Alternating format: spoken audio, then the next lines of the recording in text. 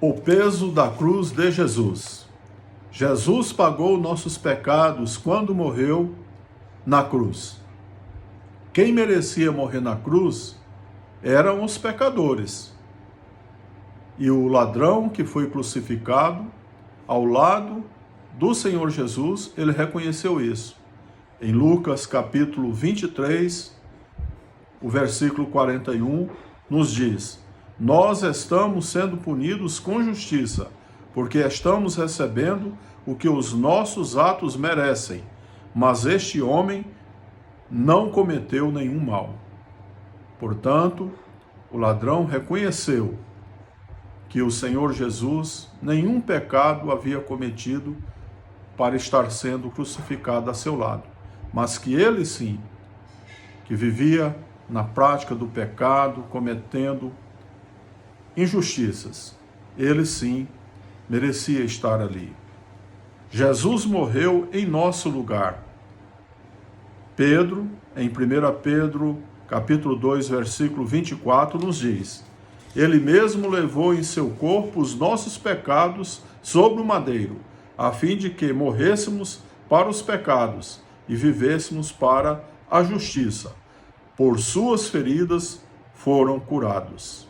Por suas feridas vocês foram curados. É o que nos diz o texto, a palavra de Deus. Então ele mesmo levou em seu corpo os nossos pecados sobre o madeiro. Ele morreu em nosso lugar. O Senhor Jesus não morreu pelos seus pecados, pois nele não se encontrou nenhum pecado, mas ele morreu pelos nossos pecados. Deus tornou pecado por nós aquele que não tinha pecado, para que nele nos tornássemos justiça de Deus, diz o apóstolo Paulo em 2 Coríntios, capítulo 5, 21. Aquele que não tinha pecado morreu no lugar do pecador. Ele, Jesus Cristo, morreu em nosso lugar. E a notícia que eu quero dar neste momento a você, a notícia maravilhosa, é que você não precisa mais, nós não precisamos mais viver como escravos do pecado, porque Jesus já morreu por nós para nos dar a liberdade. João capítulo 8, versículo 36 nos diz: portanto, se o Filho os libertar, vocês de fato serão livres. O Filho é Jesus Cristo, é o Filho de Deus. Se ele nos libertar, verdadeiramente seremos livres. Por quê? Se é porque depende da nossa atitude em reconhecer este sacrifício que o Senhor Jesus Cristo fez por nós pecadores. Depende de nós reconhecermos que ele é o Filho de Deus e que foi enviado por Deus para morrer no lugar do pecador e recebê-lo também como Senhor, Salvador e perdoador dos nossos pecados. Então, se ele nos libertar, verdadeiramente nós seremos livres.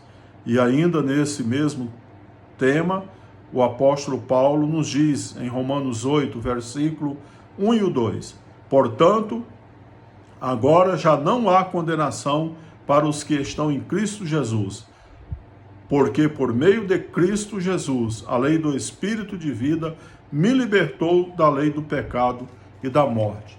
Portanto, você não precisa mais viver escravizado no pecado, morto em seus pecados. Não precisa mais, porque Cristo já morreu por nós. Basta tão somente agora você fazer a sua parte. Deus já fez a parte dele em prol do pecador. Enviou seu Filho a este mundo para morrer em nosso lugar. O Senhor Jesus já fez a parte dele. Entregou-se voluntariamente para morrer naquela horrenda cruz. Agora cabe ao pecador fazer também a sua parte, reconhecer todo esse sacrifício que o Senhor Jesus Cristo fez por nós, reconhecer que ele é poderoso para perdoar os nossos pecados e que ele é poderoso para nos dar a salvação e a vida eterna. Portanto, receba a Cristo como teu Senhor, o teu Salvador e terás a vida eterna. Que Deus nos abençoe e nos guarde.